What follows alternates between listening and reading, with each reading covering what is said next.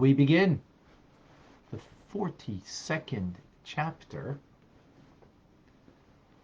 In one word, Leira. Continuing on the previous chapter's theme, the concept of fear. Fear, which is the idea of respect, reverence, and awe. Not fear of punishment, but of the presence. In a very simplistic idea, the presence of God will lead us to behave differently, just as when there's a presence of another person leads us to act differently when we're completely alone. So, with this, says the Alter Rebbe, now we can clearly understand that which the Talmud, our sages, say, that the following on the verse in Devarim, Deuteronomy, that says, Ma Hashem Elokecha Shalom Yimach. And now, Israel, Moshe Rabbeinu is saying this. What does the Lord your God require of you? Like, what's he want? What's the bottom line, so to speak, if you were to say that? Continues Moses and says, only to fear the Lord your God. That's it. That's all he wants. That's a verse, again, in Devarim, Deuteronomy. So the Talmud, the sages ask on this verse, is fear such a small thing that that's all that God is asking of us? Again, not fear of punishment, right? As we've explained, fear. So the sages in the Talmud answer, yes. In the case of Moshe Rabbeinu, of Moses, it is a small thing. Okay, that's a Talmud based on a verse. The Alter Rebbe asks, at first glance, this answer from the Talmud is incomprehensible. It doesn't make sense. What does God require of you? Right? Who's you? Who are you? Well, of course, it's referring to the Jewish people, right? That's what Moshe Rabbeinu is making that statement to the Jewish people. Well, for the majority of the Jewish people, the fear of God is not a simple accomplishment. So what is exactly the Talmud answering when it says, yeah, for Moses, for Moshe, it's a simple thing? The question is not about Moses. The question is about me and you. For me and you, not so simple. For Moshe Rabbeinu, that's simple. Thank you. What does that mean for me? So the Alter Rebbe introduces a new idea that answers this piece of the Talmud. It also gives us a very close connection to Moses, as we will see, also the Moses of every generation. The understanding is as follows. Each and every soul of Beis Yisrael, of the house of Israel, comprise within it a quality of Moshe Rabbeinu, of Moses, our teacher. Why? Because he's one of the 7 shepherds. And what do the 7 shepherds do? They feed their flock. That's what shepherds do. So they feed us something, right? In other words, they give us something internalized that becomes a part of us, that's a part of them, right? In other words, they cause vitality, love and awe of God, and godliness.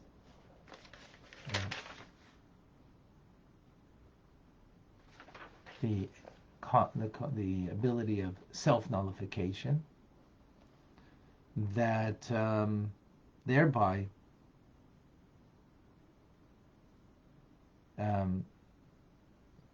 therefore they're called shepherds, because they're feeding us something, feeding us godly, again, vitality.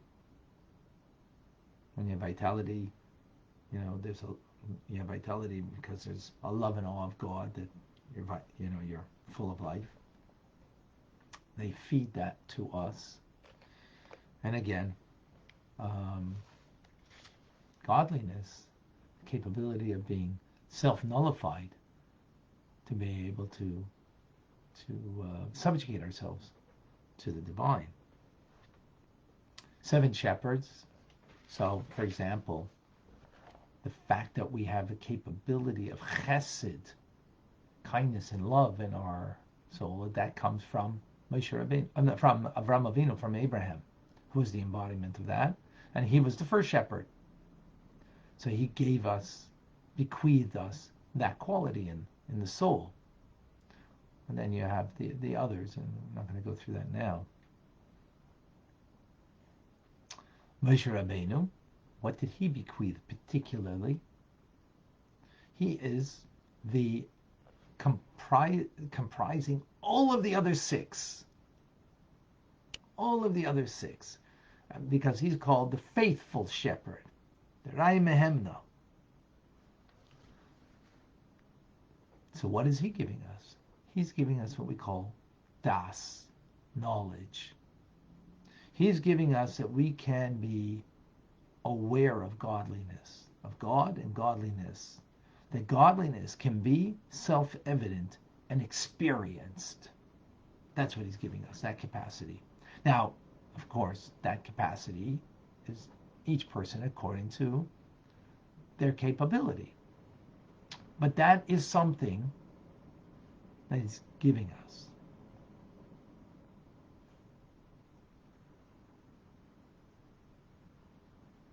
Now,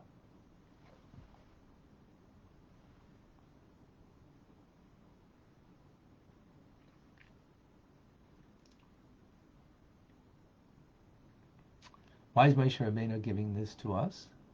Because the root of his soul comes from Das Elyon, supernal knowledge of the 10 spheres of Atzilus that are united and one with the emanator.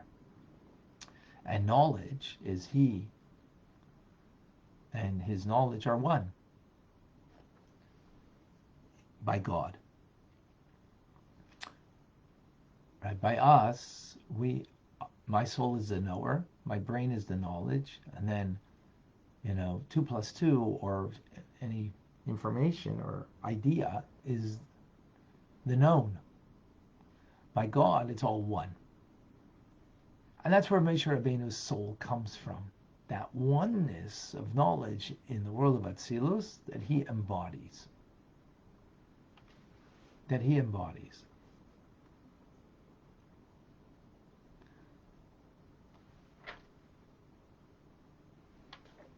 And he bequeaths that to us. In other words, we have a piece of him in our neshama, in our soul, that gives us the capacity to truly know and internalize godliness and to actually experience it. So therefore, we can know that God truly stands over us and sees not only our actions, but knows what's in our heart, what's in our mind. And therefore, we could summon up this fear of God as a result.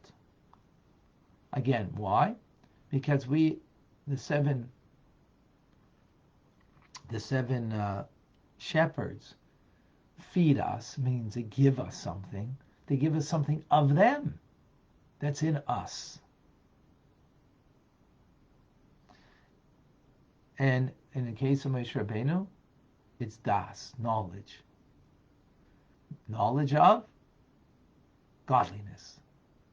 The godliness becomes not just a abstract idea beyond us, but very real for us. Self-evident. In addition, continues the Alter Rebbe, in every generation, there is sparks of the soul of Moshe Rabbeinu that are clothed in the body and in the soul of the great leaders of the generation, the sages, the holy people, the righteous people, and in particular, a Rebbe. Right? Now, we have a ray of light on Moshe Rabbeinu in us, but a Rebbe has a spark of the fire. That's, a part of, an extension of. We have a ray of. And why are they a spark of Moshe Rabbeinu? Because just like Moshe Rabbeinu is the one who has to feed us knowledge of God and awareness of God, consciousness of God, that God is real. Likewise, that's their job in every generation, to impart knowledge to the people, that they may know the greatness of God and serve Him with heart and soul, each according to the das that they have a capability of. Now that's what a Rebbe does, and that's what ultimately every good teacher, that's what they're supposed to do, right? Now that's only now, but when Mashiach will come, as the verse says, and they shall teach no more every man his neighbor and every man his brother, saying, know God, for they will all know me. In times of Mashiach, the teacher won't be necessary anymore. Right? Because then godliness will prevail the world in such a manner that it will be so obvious. But now, in this era, before Mashiach, one needs a Rebbe, one needs a mentor to impart the knowledge of God, the greatness of God, God's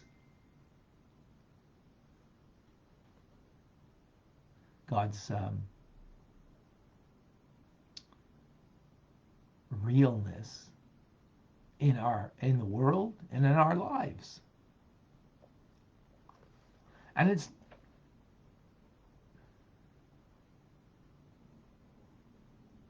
so this is not about knowing something. This is about knowing something, which is being understanding, right? Understanding something is one thing, but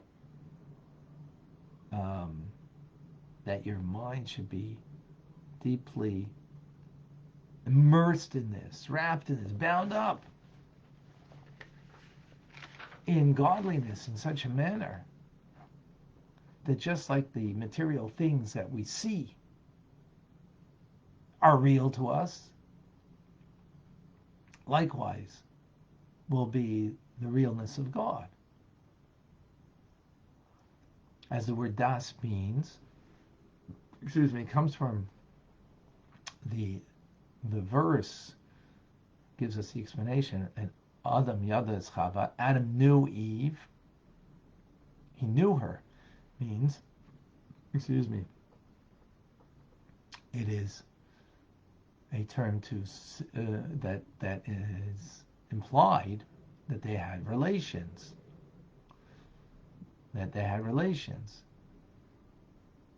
So through physical relations, there's a deep connection, a deep bond.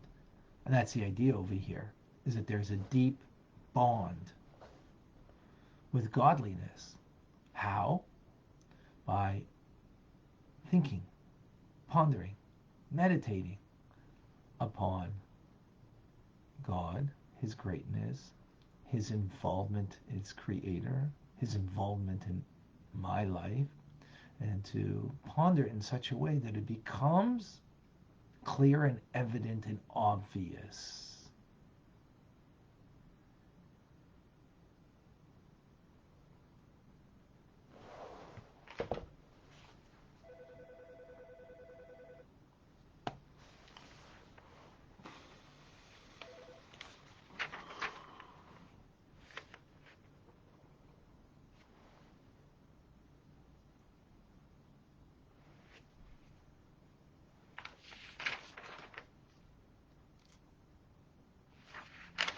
A lot here.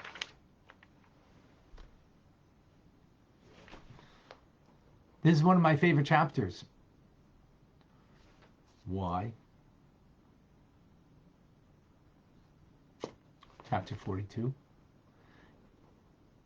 Because the connection to God is by having a Moshe Rabbeinu, a Moses in your life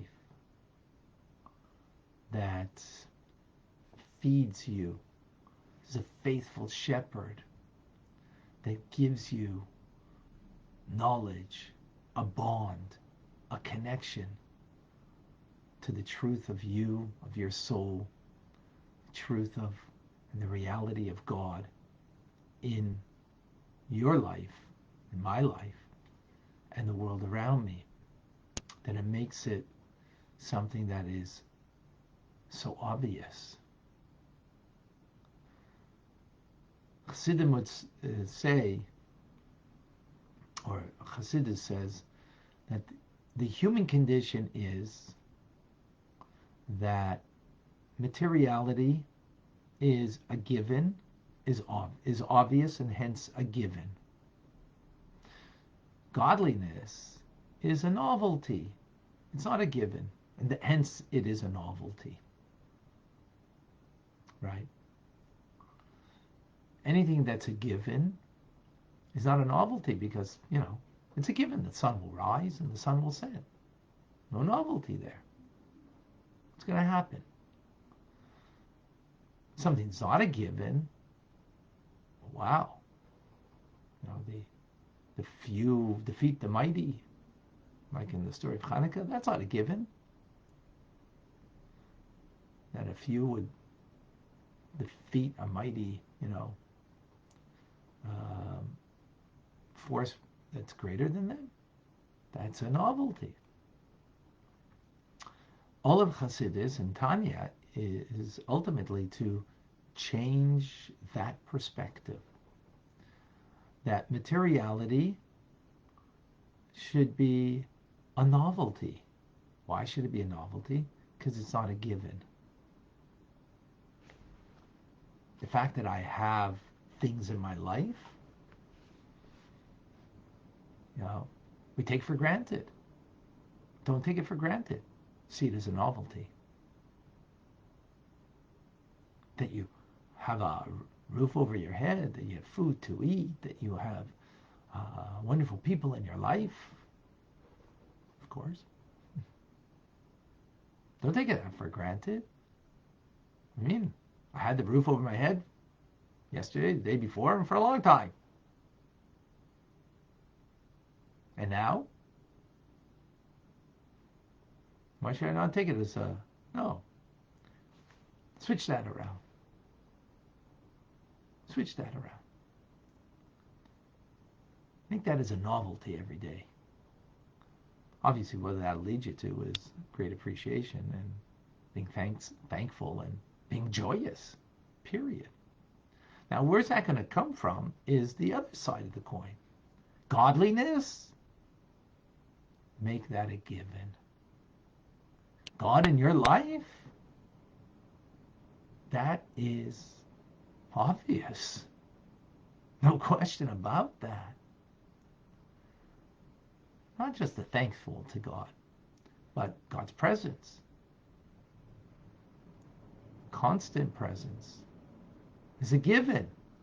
Well, if it's a given that God is constantly there, which again, that's against the human condition. The human condition, God is, somewhere beyond, hidden, more even removed. And we have to change that. We have to make that a given. It's obvious. No doubt about it. They're going to have breakfast today, dinner today? Maybe. Thank God I got it. Oh, thank my wife that she made it. Well, maybe she made breakfast yesterday. Or dinner yesterday, the day before. No, that's a novelty. God? He's just not new here today. Always present.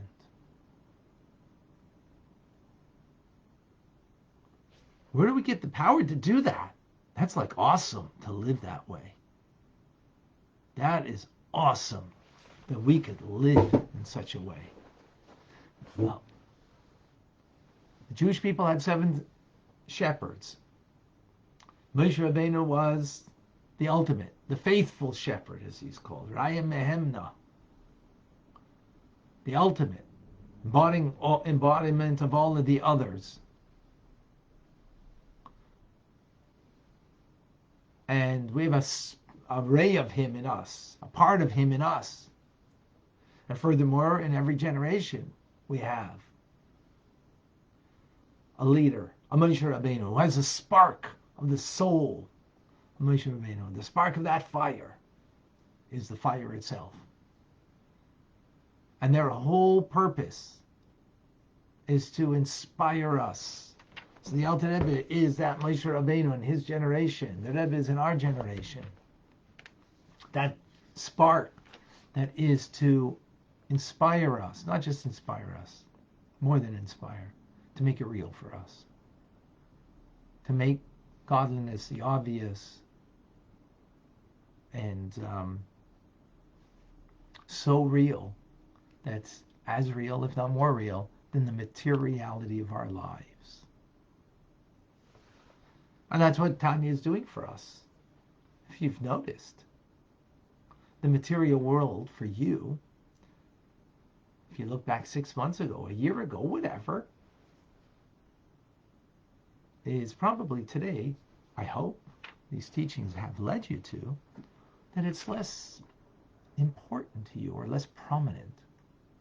Not that it doesn't have a value, but it becomes a means to something greater. And not that you don't have great material things in your life, but you see it serving a means rather than an end. Because it's not so real, after all. You look under a microscope, something material is more space than it is material. It's not so real. And yet, 6 months ago, godliness was like, where are you? Where are you today? Well, I'm having a rotten day. That was 6 months ago. Today, hopefully, after learning Tanya that we have learned together, you see things a little differently. Even in the difficult, challenging day, God's there. Might be a little more hard to find, a little more difficult to appreciate, but that's what the Alter Rebbe has done for us, that faithful shepherd. That's what the Rebbe's teachings done for us. That's what they have done for us. That's very powerful. That's one major point here.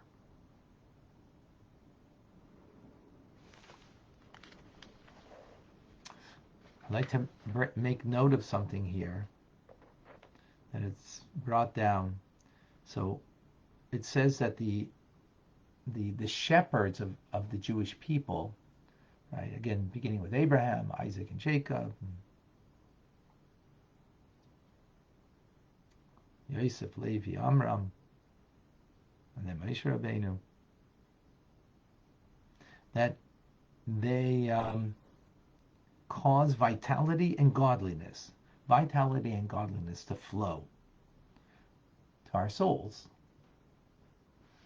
The Alter Rebbe took several weeks to decide whether the words Chayus ve'elikus, vitality and godliness, or should it be vitality of godliness. Several weeks. The Alter Rebbe's teachings here are so precise, so nuanced, that just saying the word "and," he had to ponder the entire Tanya from beginning to end to see how it fits in, what, in the context of the very beginning to the very end, to everything. Just one "and." again, the words are vitality and godliness is how he, in the end, writes it. But for him was an issue. Should it be vitality of godliness?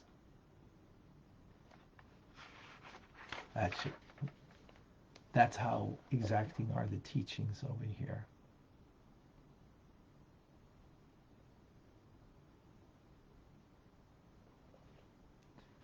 Another beautiful point is that a spark of Moses, of Moshe Rabbeinu, is in the Rebbe. For this reason, and where is it in the Rebbe? In body and soul. Not just in the soul, but in the body. Hence, Chassidim, they never tire at gazing at the Rebbe, because within the Rebbe is a spark of Moshe Rabbeinu. Is a spark of Moshe Rabbeinu. So it's not merely through the teachings of the faithful shepherd of every generation that inspires us, that feeds us, that we have a knowledge and awareness of God, but it's the Rebbe in his physical being, gazing upon. Today, gazing upon a video of the Rebbe and looking at such a holy being. The gaze, our gazing, let alone the gaze of a tzaddik upon us, brings healing. That the gaze of a tzaddik touches our very core. But us gazing upon him brings an inspiration. Hence, I have a prominent place where I put a picture of the Rebbe, because every time I gaze, it's inspiring. It's giving me, not just inspiring, a sense of godliness in the world, that he's an embodiment of that spark of Moshe Rabbeinu, that Moshe Rabbeinu is supernal knowledge, that is of Atzilus. That's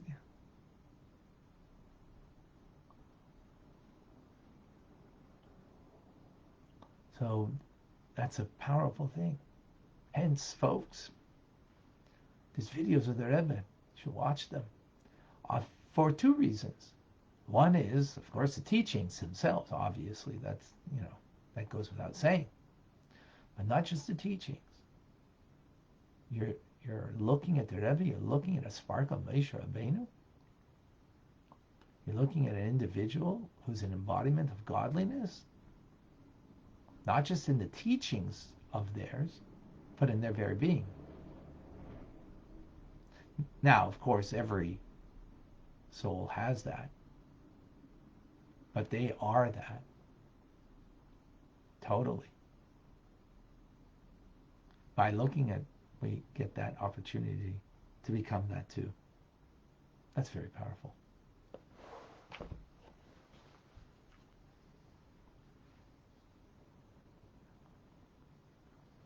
Okay, we're going to questions, comments, thoughts.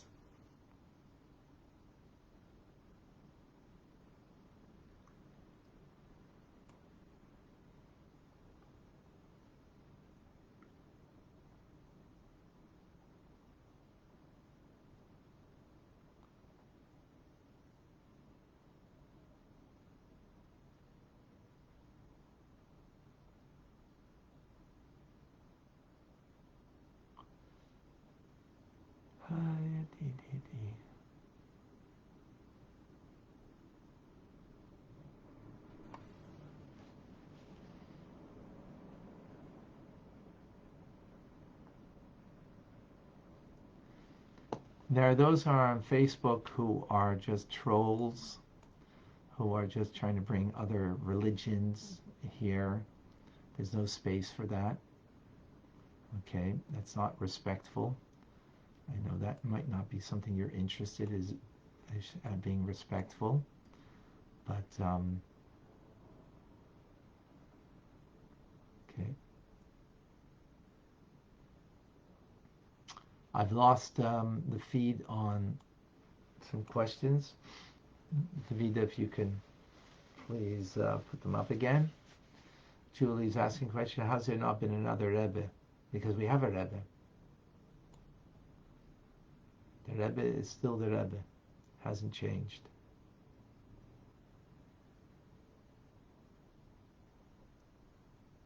It has not changed anything.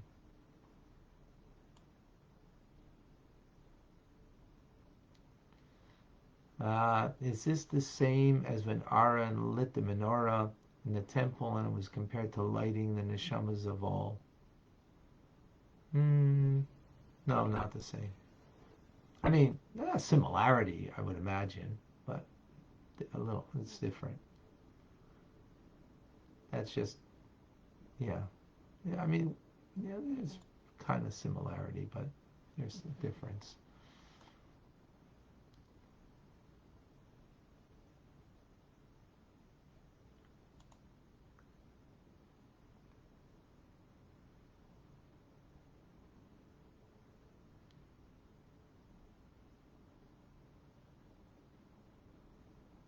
Rav, topic is about the Moses in us, the Redeemer in us.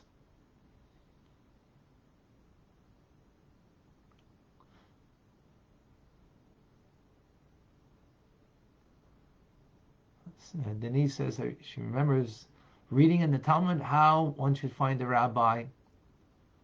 Okay, yes, thank you. We have the Rebbe, Baruch Hashem. The Vida, does a Rasha, a wicked person, or a Beinoni in training have the same degree of the spark of Moshe as the righteous? No, they have the spark. We have a ray. We have a ray. Yes, it's allergy season. That's true. How are the Rebbes picked? By God, ultimately. And the people are given the wisdom to choose who would be the right person. It's the ultimate democracy. You want the Rebbe to be your Rebbe? He's your Rebbe. You don't want him? He's not. So ultimately your choice. Right? Ultimately a choice that a person makes. No coercion involved. Imagine that. Imagine no coercion. Bella on Instagram has a question. Let me find it.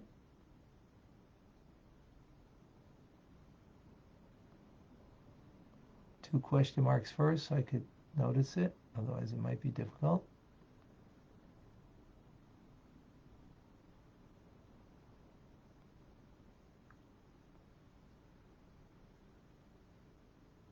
Bella. So what should one think about God when going through a difficult challenge in their life? Whoa, that's a heavy loaded. Well, I mean, the first thing is obviously to think that God is present. And this is not only is this coming from God, but God is there, present, and empowering me to get through this, giving me the capacity to get through this. That's the first and and the simplest truth. It's not that it's not coming from God, and therefore, no, it's coming from Him. So it's coming from God, who ultimately just wants to bring out something greater within me, not to break me, but to build me, and to give me greater strength, greater power. I have that thought, and that God's present to see if I'm really living up to my capacity and looking deeper inside of me to find that greater power from within? Or am I just, want to be a victim? Oh, poor me. Is that what I'm saying? Is that what I'm saying to myself? Poor me? Or Ooh, I guess God thinks a lot more of me than I did. He thinks I have the capacity of something that I never dreamed I did. That is real. And we want to get to a place, and that's what the faithful shepherd gives us the capacity, that we can make that obvious. Make that the given, as opposed to a novelty. That's, again, it's easy to say when, for me right now, is teaching it, as opposed to when someone is in the middle of some very difficult challenge. So, but we're learning right now, and that's what we're learning. So if we can ponder this, meditate upon this, and try to close our eyes and allow the das, the knowledge, to bring it from just a piece of information, that it should really touch me, and then becomes very real for me. That's what we want. Rick is asking questions. I know we can't pray to the Rebbe, but can we talk to him? For sure. You can only pray to God. You can ask the Rebbe to besiege on your behalf to God, because, if he requests on your behalf, it's a better chance. That's what it means, going to the Ohel, or writing a letter to the Rebbe at the Ohel, is you're asking the Rebbe to besiege on your behalf of the Almighty. But to talk, yeah, sure. Absolutely. Michael, please share with us.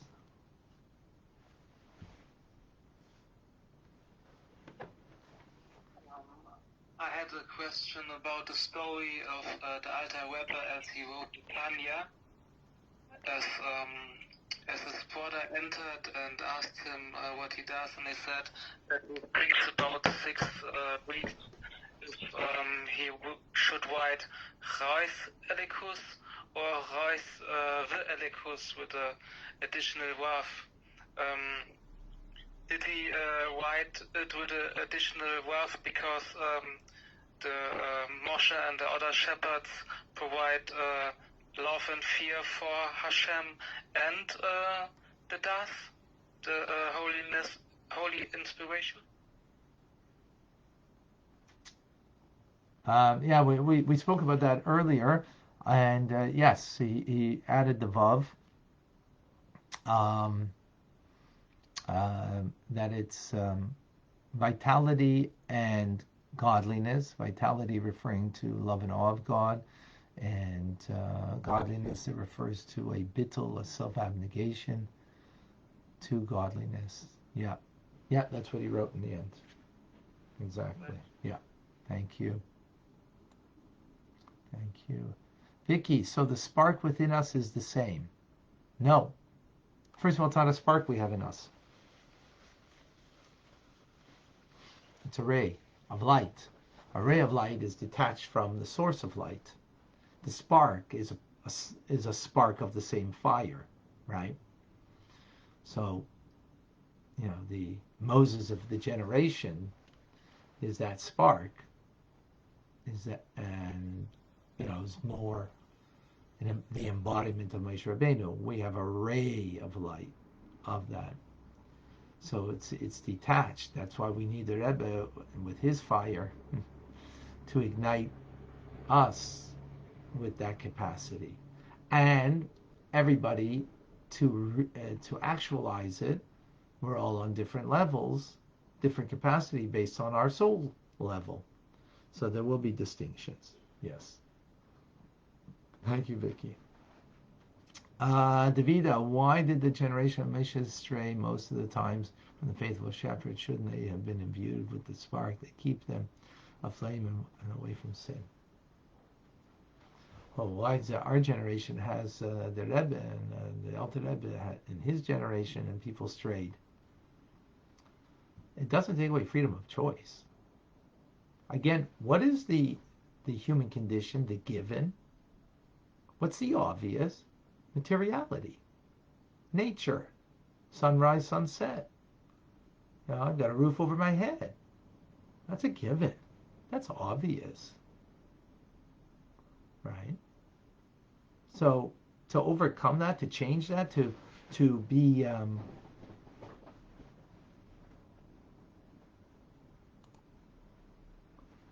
overcome that,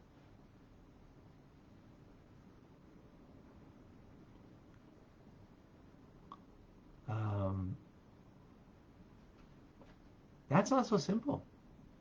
I mean, it is if we touch the simplicity that we have from within us, that ray of Moshe Rabbeinu, that ray of the Rebbe in us, and on that level, then it's simple. The presence of God, the realness of God, and that materiality is kind of novel. It's not a given anymore. But again, that's the avodah, that's the work. And, it is work. I hope that's clear. Geetha, could you please stop putting things on to the chat over here that do not belong here? Okay? Please respect that. Sorry. Someone, Atya, Vilma, someone wanted to say something? Yes, Go ahead, I wanted Vilma. to ask you a question. Go ahead. Is it like just me, or is it true that children feel that presence of God like far more, I don't know, than adults? Good question.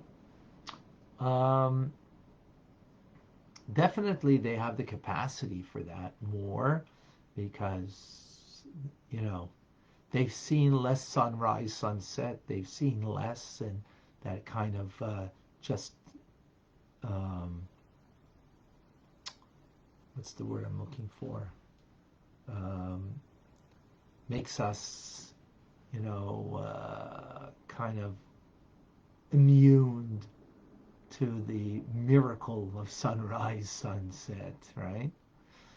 So, and also the child doesn't have the intellectual capacity to understand how the sun rises, sunset.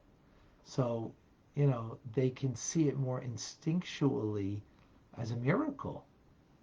And in the end, it is a miracle. In the end, it is a miracle. A miracle that happens naturally. It's still a miracle. And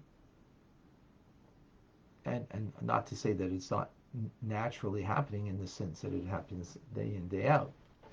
So the child doesn't understand, the idea of sunrise, sunset when you get, when your mind is matured, so you can understand it. So therefore, what you're understanding is the nature of it and not the miracle of it.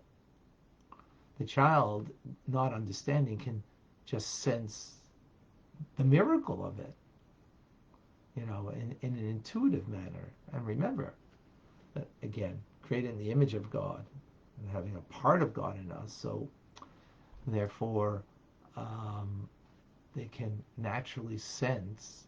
They won't be able to verbalize it so well, but they'll naturally sense something that's beyond. So yeah, they have that capacity. But well, so then you say, oh, then why are we growing up? Well, that's the whole point.